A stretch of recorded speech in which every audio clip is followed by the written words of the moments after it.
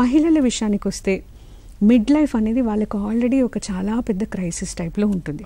Mid life crisis అంటాము. వాళ్ళకి గుర్తింపులో కూడా వాళ్ళకి చాలా ప్రాబ్లమ్స్ వస్తూ ఉంటాయి, ఆత్మవిశ్వాసం కోల్పోతూ ఉంటారు.